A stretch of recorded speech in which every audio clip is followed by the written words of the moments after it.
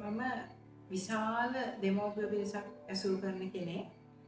බොහෝ විට සමහර දෙමව්පියන් ව්‍යාකූල තත්ත්වයට පත් වෙලා තියෙනවා තමන්ගේ දරුවන් ගැන. මේ දරුවන් අනාගතේ කොහොම කරගයිද දන්නේ නැහැ.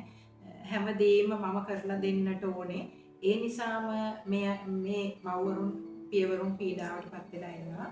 හැම දෙමව්පියෙක්ම කැමති තමන්ගේ දරුවන් ඉහළ තැන්වල ඉන්නවා දකින්න. එහෙමනම් මේ දරුවන්ට අවබෝධයක් වෙන්නට ඕනේ තම දෙමව්පියන් විසින් කරන සෑම දෙයක්ම ආදරෙන් කරුණාවෙන් බාරගෙන හොඳ දේවල් ටික අරගෙන සමාජයේ ජීවත් වෙන්න. සමහර දරුවන් දෙමව්පියන්ගේ මිල මුදල් නාස්ති කරමින් දෙමව්පියන්ගේ මානසික මට්ටම වටමින් සමාජයේ යම් යම් අවස්ථාවන් වලදී හම් වෙන පුද්ගලයන් ඇසුරු කිරීමෙන් තමන්ගේ ජීවිත අයාලේ යවා ගන්නවා.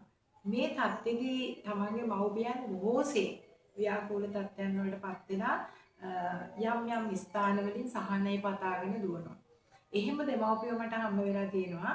ඒ නිසා මම දයාවෙන් කරුණාවෙන් හැම වෙලාවකම මේ දරුවන්ගෙන් ඉල්ලන්නේ තම අම්මා තාත්තා කොතැනක හිටියත් තමන්ගේ දරුවාගේ සතුටට සතුටු වෙන කොටසක් තමයි තමන්ගේ දෙමව්පියන් කියන්නේ.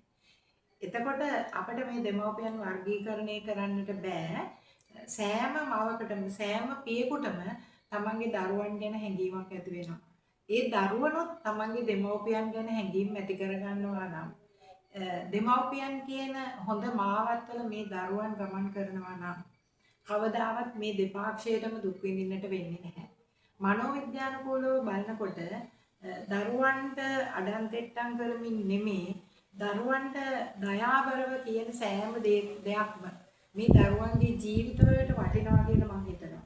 ඒ නිසා මම දෙමව්පියන්ට කියන්නේ දරුවන්ට කියන්නේ ව්‍යාකූලතාවයන් ඔබ තුලින්ම ඇති කරගන්න නැතුව මානසික පරිසරයක දරුවන් තියලා හොඳ අවවාද වලින් පෝෂණය කරලා කන්න දෙන්න බොන්න දෙන අඳින්න දෙන එක විතරක් නෙවෙයි මේ අයට ආදරේ කරුණාව දයාව ලබා දීලා මේ මානසික මට්ටම හදනවා නම් මේ දරුවන් මේ පරිසරයේ මේ ලෝකයේම ජීවත් වෙන්නට පුළුවන් හොඳ කොටසක් කරන්නට දෙමව්පියන්ට පුළුවන්.